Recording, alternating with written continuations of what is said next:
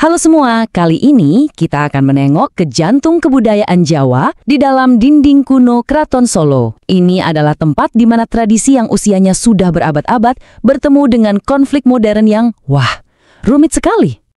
Dan konflik ini intinya ada di satu pertanyaan yang kedengarannya mustahil.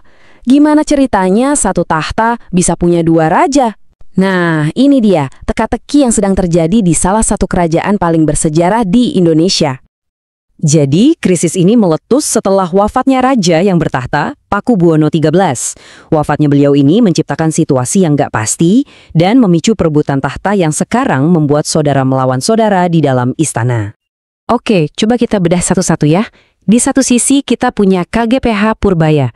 Di sisi lain ada kakaknya, KGPH Mangkubumi. Nah, dua-duanya ini sekarang sama-sama mengklaim gelar yang sama, Pakubuwono XIV. Ini dia nih inti dari drama keluarga keraton ini. Biar kita paham gimana kok bisa jadi buntu begini, kita lihat dulu deh klaim yang pertama yang datang dari putra bungsu sang mendiang raja, yaitu KGPH Purbaya. Nah, coba lihat deh, gimana cepatnya krisis ini terjadi. Begitu sang raja, PB13, wafat, langsung kan ada kekosongan kekuasaan. Dan bahkan sebelum pemakaman, KGPH Purbaya langsung mendeklarasikan diri jadi raja baru, Pakubuwono XIV.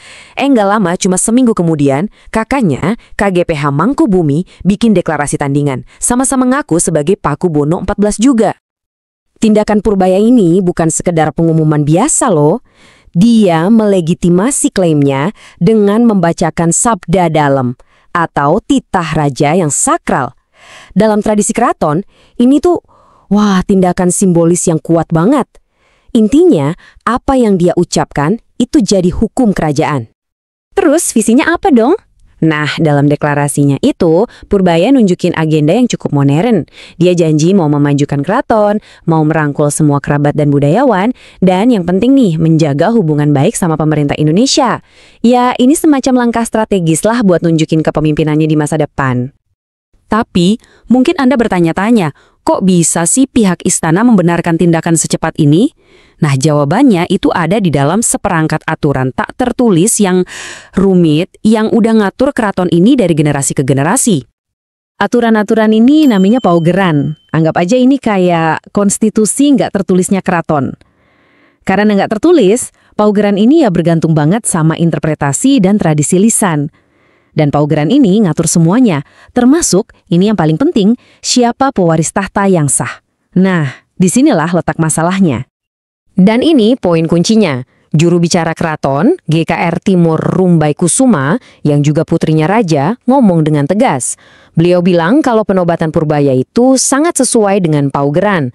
Jadi, dari kacamata resmi istana, ini bukan perebutan kekuasaan, tapi ya ketaatan pada tradisi. Tentu aja, nggak semua orang setuju kan? Oke, sekarang kita pindah ke sisi lain dari konflik ini. Kita lihat gimana tantangan dari saudaranya, KGPH Mangkubumi, muncul. Cuma seminggu setelah Purbaya dinobatkan, konflik ini makin dalam. Kenapa? Karena muncul raja tandingan. Kubu Mangkubumi ini melihatnya beda banget. Mereka menolak penunjukan Purbaya dengan alasan, ya sebagai putra tertua, Mangkubumilah yang lebih berhak atas tahta. Jadi deklarasinya itu bukan cuma beda pendapat, tapi tantangan langsung yang membelah keraton jadi dua kubu. Dan semua ini membawa kita ke situasi sekarang. Sebuah kerajaan besar dengan dua pemimpin yang bersaing, dan masa depan yang, jadi nggak jelas. Jadi beginilah situasinya sekarang. Di satu sisi, ada KGPH Purbaya. Klaimnya didukung oleh interpretasi resmi istana soal paugeran. Di sisi lain, ada KGPH Mangkubumi yang menantang dengan klaim berdasarkan hak sebagai anak sulung dan interpretasi tradisi yang berbeda. Keduanya sama-sama mau gelar Pakubuwono ke-14. Jadi ya, dua klaim, tapi cuma satu mahkota. Jadi kita tutup dengan pertanyaan yang sekarang menggantung di atas Solo. Dengan dua raja yang mengklaim satu tahta, masa depan keraton Solo mau gimana? Apakah tradisi dan ikatan keluarga bisa menemukan jalan tengah dari perpecahan ini? Atau warisan kuno ini akan terus terbelah?